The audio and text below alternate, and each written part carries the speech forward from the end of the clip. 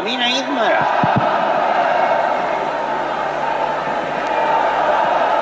بسم اللہ الرحمن الرحیم. الحمد للہ نحمده ونستعینه ونستغفره ونؤمن به ونتوکل علیہ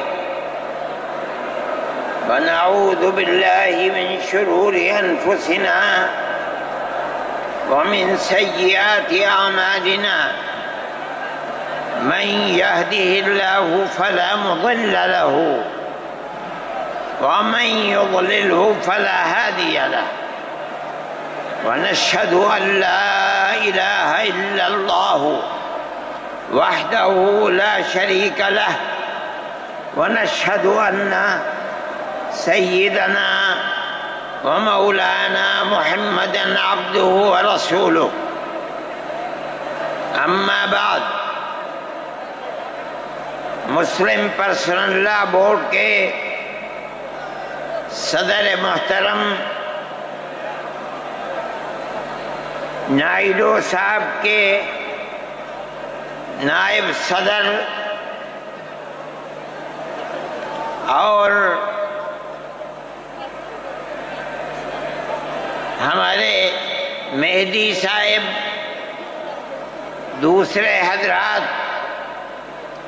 جو یہاں بیٹھے ہوئے ہیں، اور یہ جمع غفیر لاکھوں آدمی جو آئے ہیں جمعیت علماء کی دعوت پر، میں جمعیت علماء کے ان ورکرز اور آئے ہوئے مہمانوں کا دل کی گہرائیوں سے شکریہ ادا کرتا ہوں. جن لوگوں نے جمعیت علماء ہند کی دعوت پر اپنے احباب کو جمع کیا اور اپنے خرچ سے جمعیت علماء کا ایک پیسہ کیا پھوکی کوڑی بھی نہیں لگی، آپ ہی لوگ کروڑوں روپیہ خرچ کر کے اپنی بسوں کا خود ہی انتظام کر کے یہاں تشریف لائے دعوت پر، اور آ کر بیٹھے. جمعیت علماء ہند کے خدام کے دل میں اس کی بڑی قدر ہے. اللہ آپ حضرات کو اس کا بہتر بدلہ عطا فرمائے. میرے محترم بزرگوں، آج ہی کا مسئلہ یہ نہیں ہے. جمعیت علماء ہند کی ایک تاریخ ہے، اور ایسی تاریخ ہے اپنے اس ملک کے لیے جو کسی دوسری ہندو مسلم پارٹی کے پاس نہیں ہے. علماء نے اس ملک کی آزادی کے لیے، اگر آپ ان کی تاریخ کو پڑھیں گے تو آپ کو اندازہ ہوگا کہ ان کی اس ملک کی آزادی کے لیے قربانیاں 150 سالہ قربانیاں ہیں. کوئی اس ملک کے اندر ہندو مسلم ایسی پارٹی نہیں ہے جس کی تاریخ ایسی قربانیوں کی تاریخ ہو. حضرت شاہ عبدالعزیز صاحب محدث دہلوی نے 1803 میں آواز بلند کی تھی کہ ہمارا ملک غلام ہو گیا، اس غلام ملک کو آزاد کرانا اس ملک میں بسنے والے ہر مسلمان اور ہر شخص کا فرض ہے. کوئی مائی کا لال نہیں تھا جو انگریز کی طاقت کے سامنے آزادی ملک کا نعرہ بلند کر سکتا.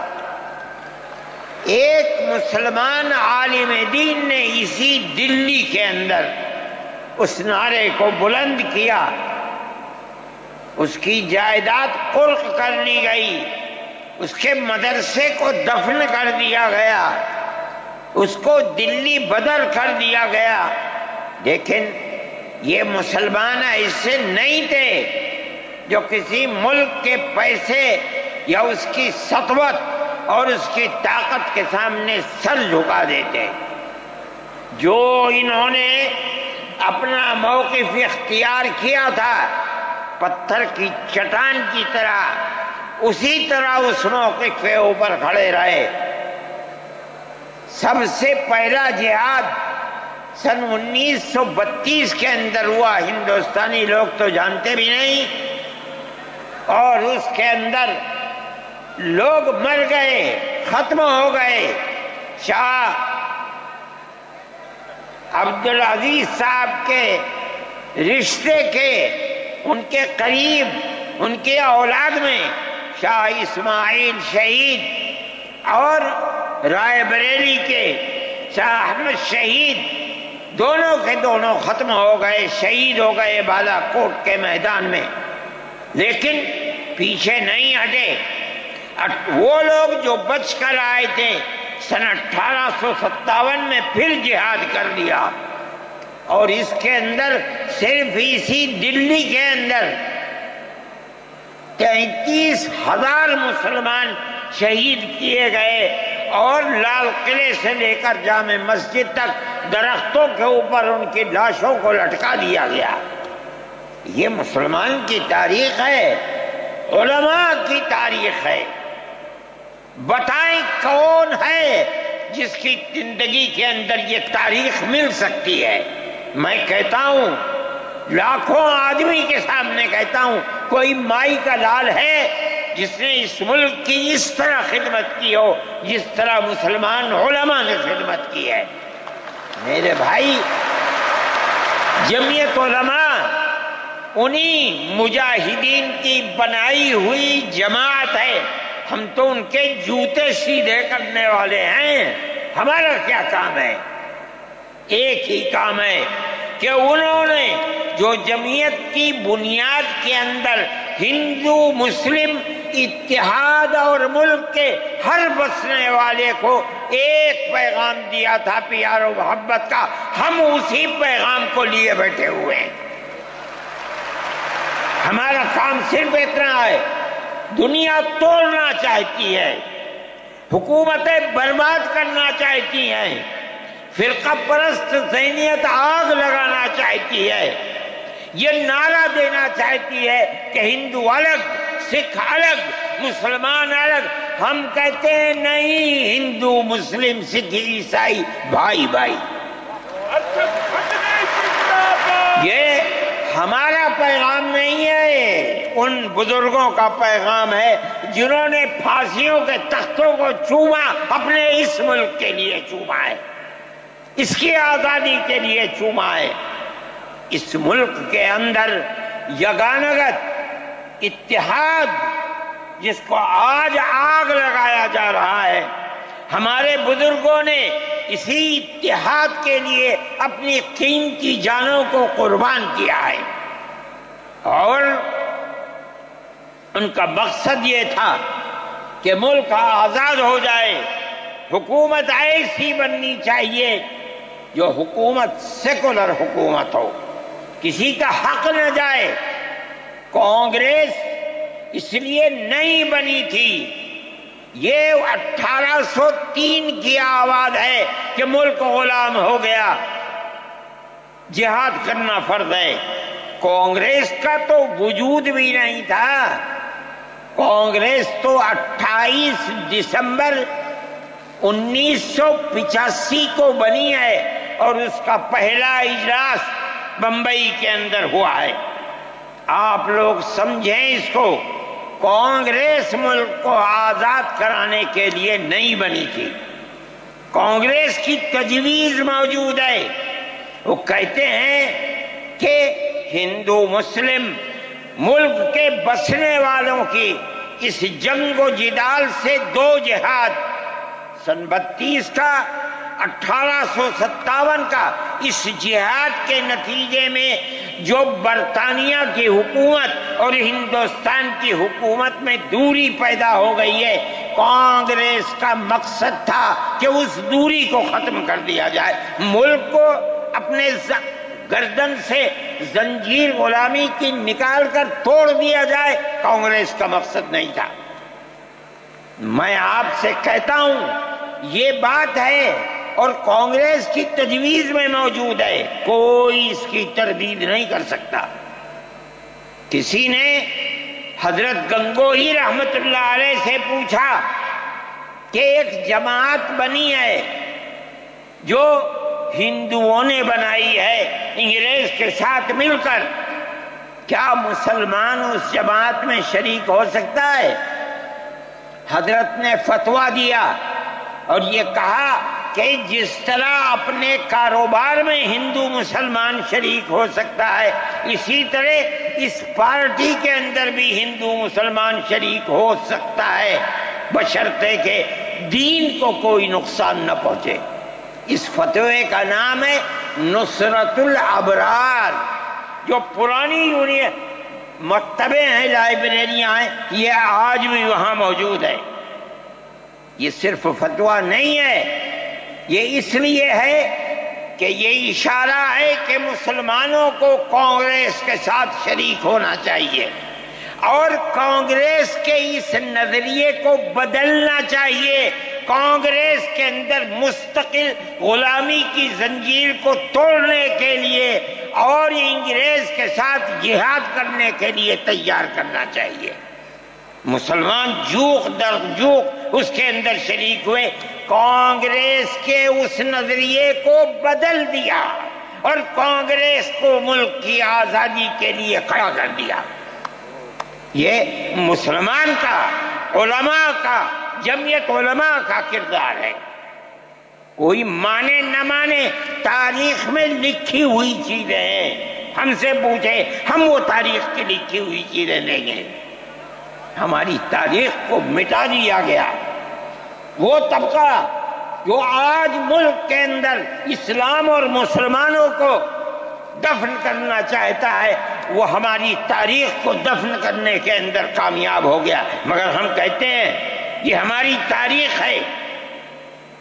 میرے بھائی، ملک اسی طرح چلتا رہا، جیسے جیسے آزادی قریب آتی رہی، جمعیت علماء ہند وہ تنہا ایک جماعت تھی جو برابر موتی لال نہرو، جواہر لال نہرو، گاندھی جی سے یہ بات کہتی رہی کہ ہمیں ضمانت دو، ہم 143 سال ہیں ہماری زندگی، جہاد کی زندگی، ہمیں یہ ضمانت دو کہ ملک آزاد ہوگا تو اس کا کردار سیکولر کردار ہوگا، دستور سیکولر دستور ہوگا، جس کے اندر ہندو، مسلمان، سکھ، پارسی، عیسائی ہر ایک کو اپنے مذہب کے ساتھ جینے کا حق ہوگا اور حکومت کا کوئی مذہب نہیں ہوگا۔ ہمارے پاس تجویزیں موجود ہیں، برابر ہمیں مفتی کفایت اللہ صاحب جو جمعیت علماء کے اس وقت صدر تھے، نام لے کر ان کے پاس موتی لال نہرو، گاندھی جی، یہ لوگ اپنی ورکنگ کمیٹیوں کی تجاویز بھیجتے ہیں، مفتی صاحب کرم فرما، مفتی صاحب یہ ہے کہ ہمارا ملک جب آزاد ہوگا ہم گارنٹی دیتے ہیں کہ ملک سیکولر ملک ہوگا۔ اس کا کیا مطلب ہے؟ ہمارا کردار، ہمارا مذہب، ہمارا وقت، ہر چیز آزاد رہے گا، مسلمان جس طرح چاہے گا اپنی زندگی گزارے گا، اپنے مذہب کو سینے سے لگا کر زندگی گزارے گا۔ میں یہ بات صرف ہوائی نہیں کہہ رہا ہوں، آپ غور سے اس تحریر کا ایک ایک لفظ سنیں۔ ہری پور ضلع سورت کا اجلاس عام جو 19، 20، 21 فروری 1938 میں 47 میں ملک آزاد ہوا، یہ اجلاس 1938 میں، اس سے بھی 9 سال پہلے، یعنی آج کے مقابلے میں 80 سال پہلے یہ اجلاس ہوا تھا۔ اس کے اندر تجویز دیکھیے آپ، ورکنگ کمیٹی نے 1937 میں اپنی کلکتے کی میٹنگ میں اقلیتوں کے حقوق پر جو تجویز پاس کی تھی اسے یہ کانگریس منظور کرتی ہے، اس وقت کی بات ہے، اور نئے سرے سے اعلان کرتی ہے کہ ہندوستان کی اقلیتوں کے تمدنی، مذہبی اور لسانی حقوق کی حفاظت کرنا کانگریس کا پہلا فرض اور بنیادی پالیسی ہے، تاکہ حکومت کی کسی بھی ایسی اسکیم میں جس میں کانگریس شریک ہو اقلیتوں کو ترقی اور نشو و نما کا زیادہ سے زیادہ موقع مل سکے۔ آپ الفاظ پر غور کیجئے، اور وہ قوم کی سیاسی، اقتصادی اور کلچرل زندگی میں پورا حصہ لے سکے۔ اس کے بعد اس بنیاد پر مسلمانوں کو مطمئن رہنا چاہیے کہ آزاد ہندوستان کی حکومت میں ان کا مذہبی فرائض، اذان، نماز، جمعہ، عید، روزہ، حج، زکوٰۃ، مذہبی تبلیغ، مساجد، مقابر، قربانی، مذہبی جلوس، مذہبی جلسے وغیرہ جملہ مذہبی رسوم اور مذہبی ادارے محفوظ ہوں گے، اور اسی طرح ان کی تہذیب و تمدن، ان کے تعلیمی ادارے، خانقاہیں، امام باڑے، عیدگاہیں، تکیے، کربلائیں، آثار قدیمہ، اوقاف وغیرہ سب محفوظ ہوں گے، اور اسی طرح ان کی زبان، ان کی شاعری، رسم الخط وغیرہ سب کے سب آزاد اور محفوظ ہوں گے، کسی پر کوئی رکاوٹ اور قید نہ ہوگی۔ جو میں آپ سے کہہ رہا ہوں، آپ دیکھیے، یو پی کانگریس کا شائع کردہ election board, National Herald press, Lucknow, 1946 کے اندر، شاید 10 فروری جو میں نے نقل کیا ہے وہ مٹا ہوا تھا، اس کے اندر یہ بلیٹن شائع ہوا ہے۔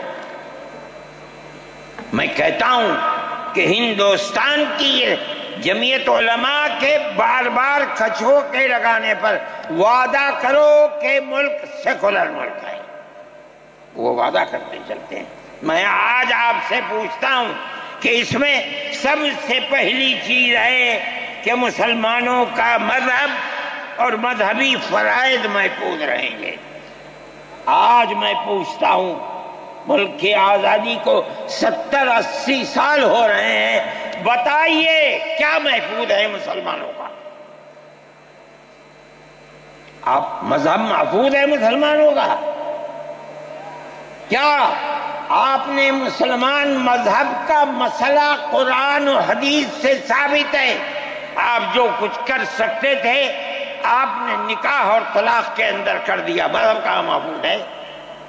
آپ کی حکومت اتراکھنڈ میں ہے، آپ یکساں سول کوڈ، یعنی کوئی تعلق مسلمان کا مذہب سے نہیں ہوگا، گورنمنٹ جو قائم کرے گی اس کے اوپر مسلمان کو چلنا ہوگا۔ کہاں کا سیکولرزم ہے؟ کیا مسلمان اس پر اطمینان کر سکتا ہے؟ آپ کی زندگی اور آپ کی حکومت کا بنیادی ناپاک پتھر یہ ہے کہ مسلمان کو اپنے مذہب سے آپ دور کر دیں۔ کیا آپ اسے قبول کریں گے؟ یہ آج کی حکومت کا یہ مسئلہ ہے۔ مذہبی فرائض کہاں کے آپ زندہ رہ گئے؟ آج آپ نے مسئلہ بنایا ہے کہ اتراکھنڈ کی ریاست اور شہروں کے اندر مسلمان جو 50 سال سے آباد ہے، آباد بھی نہیں رہ سکے گا۔ یہ آپ کا کردار ہے، یہ تصویر ہے اور ناپاک تصویر ہے، ہم کہتے ہیں۔ اس تصویر کو آپ پیش کر رہے ہیں، یہ تصویر سیکولر دستور کی تصویر نہیں ہے۔ ہمارا آج کا یہ کنونشن سیکولر دستور کی حفاظت کے لیے ہے۔ کہاں ہے جی؟ کیا کر رہے ہو؟ اس ملک کو، ملک میں رہنے والوں کے لیے جہنم بنا رہے ہو۔ جمعیت علماء اس کو قبول نہیں کرتی۔ ہم تو کہہ رہے ہیں اس بات کو، کسی کی زبان اٹھتی ہو یا نہ اٹھتی ہو، لیکن ہم کہتے ہیں کہ جو ہو رہا ہے وہ ملک کو آگ لگانے کے لیے، دستور کو آگ لگانے کے لیے ہو رہا ہے۔ جمعیت علماء اسے قبول نہیں کرے گی۔ اگر جمعیت علماء نے اس بدترین حکومت جو یہ کہتی تھی کہ ہماری حکومت میں سورج نہیں ڈوبتا، جمعیت علماء نے کبھی اس کے سامنے سر نہیں جھکایا ہے، اس کے بعد ہم کس کے سامنے سر جھکائیں گے؟ ہمارا سر صرف ایک اللہ کے سامنے جھکتا ہے اور کسی کے سامنے نہیں جھکتا۔ میرے بھائی، آپ ایک اس کو لیتے ہیں، میں کہتا ہوں اے تب بیٹھا، آپ کیا کہتے ہیں؟ اس کے اندر جہاں ہے وہاں اسی طریقے سے اوقاف وغیرہ سب محفوظ ہوں گے۔ اوقاف محفوظ ہیں، یہ آپ کے سامنے حضرت مولانا بیٹھے ہوئے ہیں، تقریر کی ہے۔ اوقاف کو ہڑپنا چاہتے ہیں۔ ہماری مسجدیں اسی دلی کے اندر 400 500 سال کی مسجدیں ہیں، جس میں جمعیت علماء کا دفتر بنا ہوا ہے، عبد النبی اکبر کے زمانے کی مسجد ہے۔ اور کتنی مسجدیں جن کے پاس اوقاف، اللہ اکبر، لاکھوں کروڑ کے اوقاف ہیں۔ جونپور میں جا کر کے دیکھو کیسی مسجدیں ہیں، دلی کے قرب و جوار میں دیکھو کتنی بڑی بڑی مسجدیں ہیں۔ ہندوستان کا وہ طبقہ جو ان مساجد کے اوقاف کو ہڑپ کرنا چاہتا ہے، کہتا ہے اگر کسی وقف زمین یا مسجد یا کسی بھی چیز کے کاغذات وقف کے نہیں آئیں، اس کو وقف نہیں مانا جائے گا۔ کون 500 سال پرانے کاغذات لا کر کے پیش کر دے گا؟ قانون یہ تھا کہ جو مسجد بنی ہے، جو وقف پر بنتی ہے، وہ وقف ہے۔ آپ کو کیا درد ہے کہ آپ اس وقف کو ختم کرتے ہیں؟ اس کا مطلب ہے مسلمانوں کی زمین کو ہڑپ کرنا چاہتے ہو، حرام کھانا چاہتے ہو، اس لیے ان اوقاف کو ہڑپ کرنا چاہتے ہو۔ ہم اس کو قبول نہیں کرتے۔ اوقاف ہمارے آباء و اجداد کے کیے ہوئے ہیں، اوقاف اللہ کی ملکیت میں دیے ہوئے ہیں، مسجدیں بنی ہوئی ہیں، آپ ان کی حفاظت کیجئے، اس لیے کہ ہم اس ملک کے رہنے والے ہیں، ہم باہر سے آئے ہوئے نہیں ہیں۔ اگر ہندو گوجر ہے، مسلمان بھی گوجر ہے، اگر ہندو جاٹ ہے، مسلمان بھی جاٹ ہے، اگر ہندو راجپوت ہے، مسلمان بھی راجپوت ہے۔ جاؤ دیکھو کشمیر کے اندر، اگر ہندو برہمن ہے، مسلمان بھی برہمن ہے۔ ہم اسی ملک کے رہنے والے ہیں۔ کسی کو اچھا لگا یہ مذہب، وہ اس مذہب میں چلا گیا، کسی کو یہ مذہب اچھا لگا، وہ اس مذہب میں چلا گیا۔ کیا مذہب کی بنیاد پر اس ملک کے اندر آپ ہمیں جینے کا حق نہیں دیں گے؟ ہم اپنے جینے کا حق کو لیں گے۔ آپ نے جس سیاست کو اختیار کیا، آپ 2 الیکشن پہلے دیکھیے کس قوت کے ساتھ بی جے پی آئی تھی۔ آپ نے جس پالیسی کو اختیار کیا، سیکولرزم کو آگ لگانی چاہیے، اس کا نتیجہ اس الیکشن میں کیا ہوا؟ بی جے پی ہار گئی۔ میں کہتا ہوں کہ اگر چندرا بابو نائیڈو کی بیساکھی نہ ہوتی اور ادھر نتیش کمار کی بیساکھی نہ ہوتی تو بی جے پی گورنمنٹ نہیں بنا سکتی تھی۔